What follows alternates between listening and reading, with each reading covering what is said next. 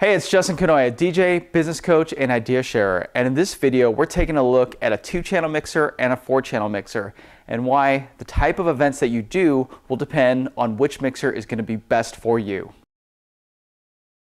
So let's dive in and start looking at some of the similarities and the differences and the advantages and disadvantages to 4-channel versus 2-channel. What I've got here are two different mixers. This is the Rane 64 and the Pioneer DJ MS9. And of course, the Rane 64 is your 4-channel option and the S9 is the 2-channel option. And when we look at them, obviously there are some very obvious differences, right, between the 4 channels and the 2 channels. The 4-channel, these 4 different faders, whereas we have our 2-channel option where you only are going to have 2 different channels to work with. I've found, especially as a wedding DJ, that having the options in a 4-channel mixer is always going to outweigh the options that you have in a 2-channel mixer.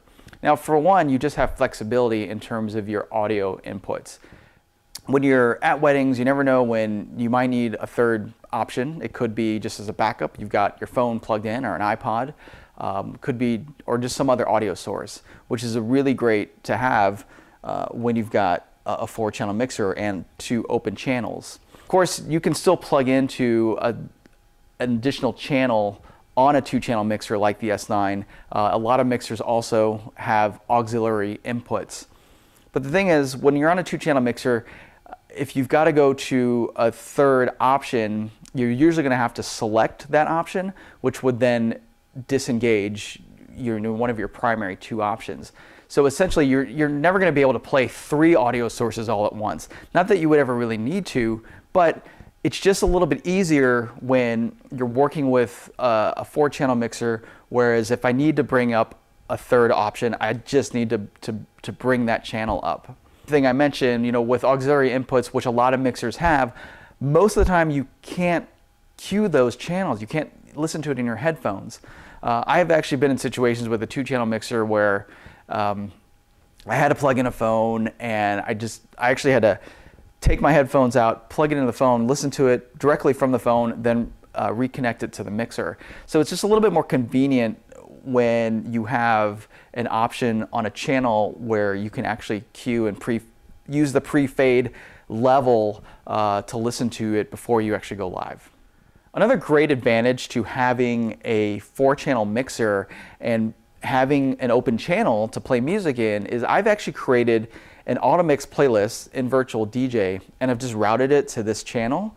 This really works in situations where maybe someone's speaking on a microphone or giving a toast. It's worked really great at corporate events when someone's speaking on a microphone, they go to introduce someone, and I just need to fade up music really quickly. You also, most of the time, will always have 2 microphone inputs on a DJ mixer that is a 4-channel mixer, whereas most 2-channel mixers are only going to have 1 microphone input.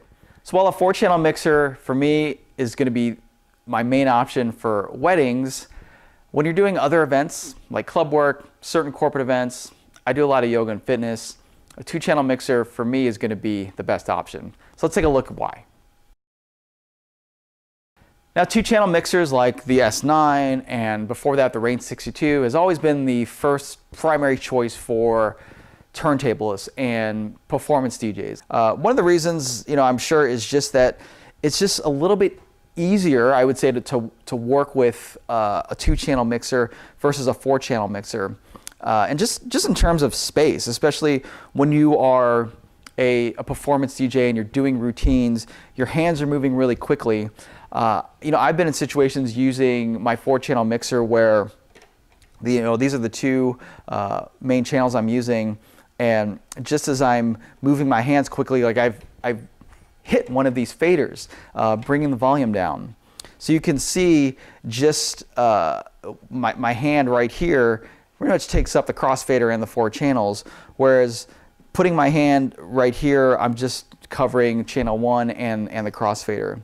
2-channel mixers tend to be arranged a little bit differently. Of course, I mean, there's less stuff for lack of a better word, less stuff to have to work into it. With the 4-channel mixer, I mean, we're essentially having to add 2 additional channel faders, EQs, trim knobs, all of this, whereas on a 2-channel mixer, you don't have to do all that. So it's just going to give you a little bit more real estate to work with. You don't have to worry about bumping into stuff.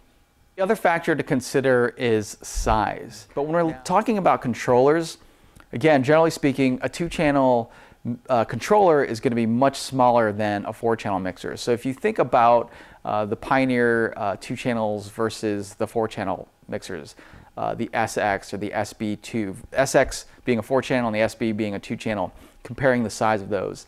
Same thing with a Denon MC4000 versus the Denon MC7000 or 8000. The 8000, the 7000 4-channel mixers are much, much bigger than a 2-channel mixer. So which mixer is going to be best for you? Well, again, it's really going to be dependent on the type of events you do. If you never do weddings, if you only are working in clubs and you're just kind of a turntablist, you got your 2 CDJs, I really think that a 2-channel mixer is all you're really ever going to need. If you're doing events where having multiple audio sources is important, having multiple microphone inputs is important, the 4-channel option is always going to be the best option. I'd love to hear from all of you about what you use. Do you use both?